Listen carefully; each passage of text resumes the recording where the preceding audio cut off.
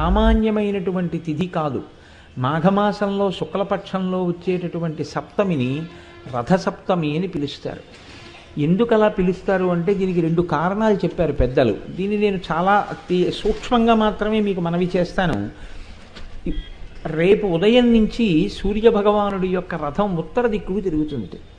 దానివల్ల ఏమవుతుందంటే మిగిలినటువంటి గ్రహముల మీద ఉండేటటువంటి సూర్యుని యొక్క వెలుగు, సూర్యుని యొక్క ప్రకాశము కొన్ని గ్రహముల మీద తగ్గుతుంది. ఇంత పరమపుణ్యప్రదమైన ఉత్తరాయణ పుణ్యకాలంలో ఎటువంటి పాపములు చెయ్యకుండా ఉండగలిగేటటువంటి శక్తి మేధస్సుకి దేనివల్ల కలుగుతుంది అంటే, ఈ కాలమునందు చంద్రప్రకాశం చేత జిల్లేడాకు మీద ఉండేటటువంటి నూగులాంటిది రేగుపండు తలకి తగిలి బ్రహ్మస్థానమునందున్న వేడితో అది సంయోగాన్ని చెందితే రాబోయేటటువంటి కాలంలో వడదెబ్బ తగలకుండా కావలసినటువంటి శక్తిని తలపుంజుకుంటుంది, ఓషధీ శక్తిని.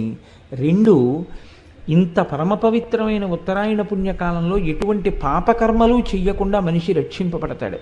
మూడవది ఏమిటి అంటే, మీకు ఇందాక చెప్పానే యావజ్జీవ కారాగార శిక్ష పడిన వాడిని 12 సంవత్సరముల తర్వాత వదిలేసినట్టుగా ఈశ్వరుడు ఒక్క మనుష్యుడికే ఒక అనుగ్రహం ఇచ్చాడు. ఇది ఎంత తేలికైన అనుగ్రహం ఇచ్చాడంటే, రేపటి రోజు ఉదయం రథసప్తమి తిథి ఉండగా సమంత్రక స్నానం చెయ్యాలి. మంత్రం లేని స్నానం మీరు చేశారనుకోండి, అది కాకి స్నానం అని పిలుస్తారు. దానివల్ల ప్రయోజనం ఏమి ఉండదు. జిల్లేడాకులు రేగుపళ్ళు తల మీద పెట్టుకుని నేను పోసుకున్నానండి అన్నారనుకోండి, దానికి ఏం ఉపయోగం ఉండదు. సమంత్రకమే చేయవలసి ఉంటుంది స్నానాన్ని. దాన్ని మంత్రస్వరూపాన్ని ఏం చేస్తారంటే అందరికీ అందుబాటులోకి తీసుకురావడం కోసం మంత్రం అంటే అంగన్యాస కరన్యాసాలు ఉండాలి, ఒక ఉపదేశం ఉండాలి. ఇవన్నీ మళ్ళీ అందరికీ ఎలా అందుబాటులోకి వస్తాయి? మళ్ళీ అందరూ దీని ఫలితాన్ని ఎలా పొందుతారు? ఇప్పుడు ఆ మంత్రాన్ని శ్లోక రూపం చేస్తారు, అంటే ఇంకా అనుగ్రహిస్తారు. ఇప్పుడు మీరు ఆ శ్లోకం చెప్పిన తరువాత రేగుపళ్ళు జిల్లేడు పళ్ళు తల మీద పెట్టుకుని అప్పుడు నీళ్లు పోసుకుంటే అవి జారి కింద పడిపోతాయి. అలా పడిపోయి అనుకోండి, 7 జన్మల క్రితం చేసినటువంటి పాపాలని ఆ స్నానంతో తీసేస్తారు. అది ఎప్పుడు ఉంటుంది అంటే ఒక్క రథసప్తమి నాడు మాత్రమే ఇస్తారు ఆ అనుగ్రహాన్ని. అది ఎలా ఎందుకు ఇస్తారు అంటే ఈశ్వరుడి యొక్క అనుగ్రహం అంతే.